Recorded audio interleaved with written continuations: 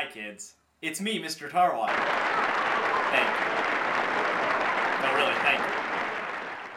We have the great privilege of talking to one of ancient Greece's most esteemed and prolific philosophers, Mocrates. In the next segment, he'll answer some of your questions. Thank you. Here we go. All right, Billy Holden wants to know, what is your definition of truth? The definition of truth is an ongoing process. To find truth, you must find out where you stand and then test that stance. If the stand passes, then it's truth. If it doesn't, then you must seek another truth. Megan Goodfield wants to know, how do you think the world will change 100 years from now? Oh, yes, Megan. Yes. Megan asked a wise question. We all want to know what it's like 100 years into the future. Oddly enough, every generation has a golden age. Did you notice that, Mr. Tarwater? I noticed that. And did you ever notice that the golden age is never the one that we live in? It's always better in the past, oddly enough.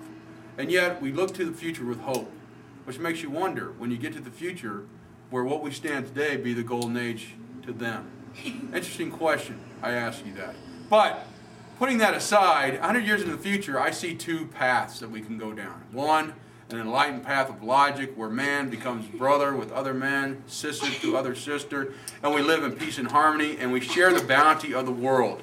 And we live a peaceful and logical life where we delve into rational and logical thought, and we have plenty of time to do this because of the technology that we've invented allows us to do so.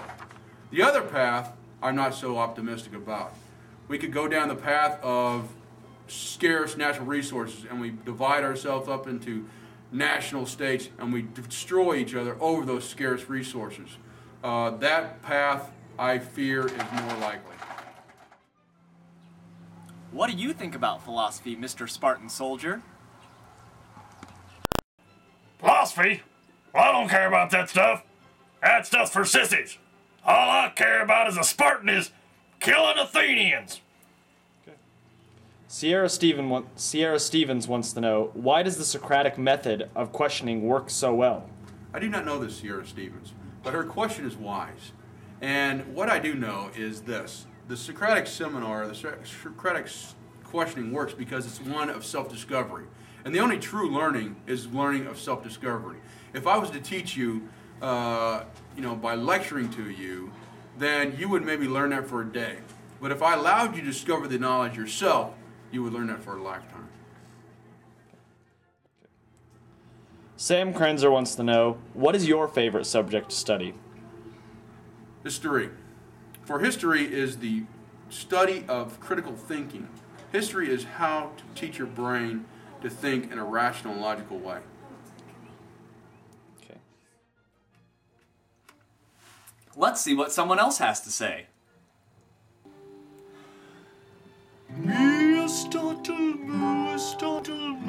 Aristotle, my.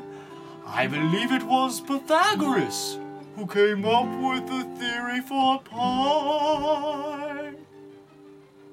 Last question. Landon Mickleberry wants to know, how can you change the truth, even if it's not something you want to believe in? Well, there's two truths. There's relative truth and absolute truth. The quest for absolute truth has been going on for thousands of years. All right, that is unchanging. Relative truth could be a generational thing. They can't change from generation to generation. The things that were truth when I was in my age might not be the same for your age. Okay. Is there anything else you'd like to add? Remember this, young people. If you defeat an opponent, you'll make an enemy for a day. But if you humiliate your opponent, you make an enemy for life.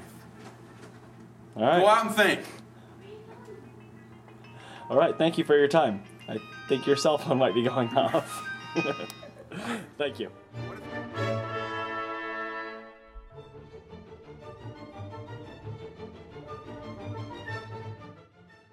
For I am Mocrates. All bow before me and my knowledge.